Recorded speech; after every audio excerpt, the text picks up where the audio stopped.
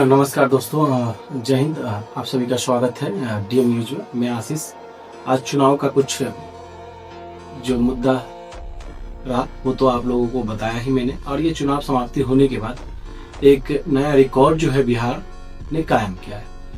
क्योंकि आप लोगों को मालूम होगा 1951 में यानी कि 1951 में जब इलेक्शन हुई थी तो उस समय का ही रिकॉर्ड को ब्रेक कर दिया गया है। इस बार कुल मतदान जो हुआ है 66.91% हुआ है, जो कि ऐसा 1951 में के पहले चुनाव में हो चुका है। बात की जाए इस बार के चुनाव की, तो महिलाओं ने इस चुनाव में बढ़ चढ़ के हिस्सा लिया है। उन्होंने 71.6% वोटिंग की है, और पुरुष वर्ग की बात की जाए तो 62.8% वोट उन्होंने की है। इस बार बहुत ही अहम रोल जो है चुनाव में महिलाएं निभा रही है।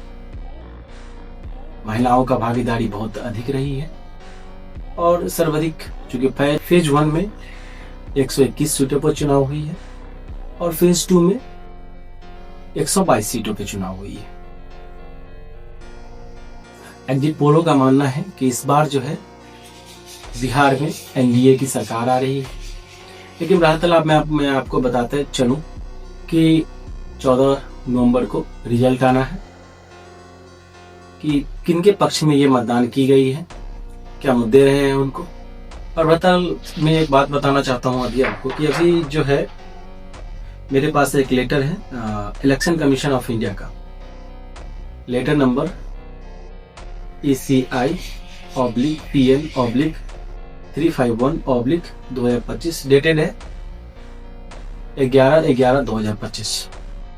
फेज 1 में जो है महिलाओं का जो वोटिंग का जो परसेंटेज रहा है वो 69.4% रहा है, और पुरुष वर्ग का 61.56% रहा है।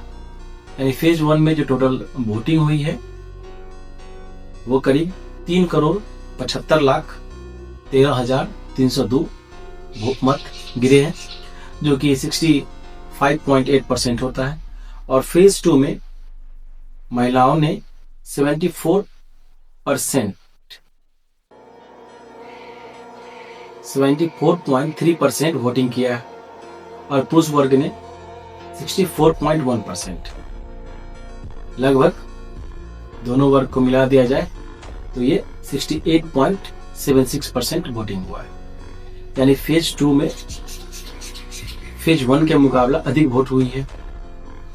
टोटल वोट परसेंटेज की बात की जाए तो 66.91% वोट हुई है, जिसमें कि कुल मतदान 7,26,26,858 हुई है।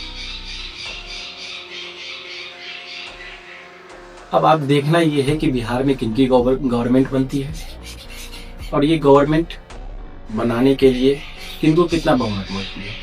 क्योंकि एनडीए अपना दावा कर रही है और महागठबंधन भी अपना दावा कर रही है। बिहार में एक प्रशांत किशोर जी का जो न्यू पार्टी आई है वो भी दावा करती है कि अगर जीत के आएंगे तो फुल बहुमत से आएंगे, अगर नहीं जीत के आएंगे तो 5-10 सीट पे भी हम लोग निपट सकते हैं। अब देखना ये है कि 14 नवंबर को जो रिजल्ट आती है उस रिजल्ट में किनकी सरकार बनती है।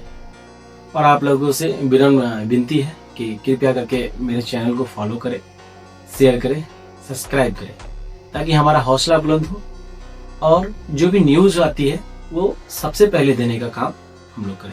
क्योंकि अभी रात को 1 बज गया है, नेट 1 बज रही है, और ये रिपोर्ट मेरे पास आने में थोड़ा डिले हो गया था, और डिले होने के कारण मैं ये वीडियो थोड़ा लेट से बना रहा हूँ, और जल्द से जल्द अपलोड करने का भी कोशिश करूंगा आप लोगों के बीच।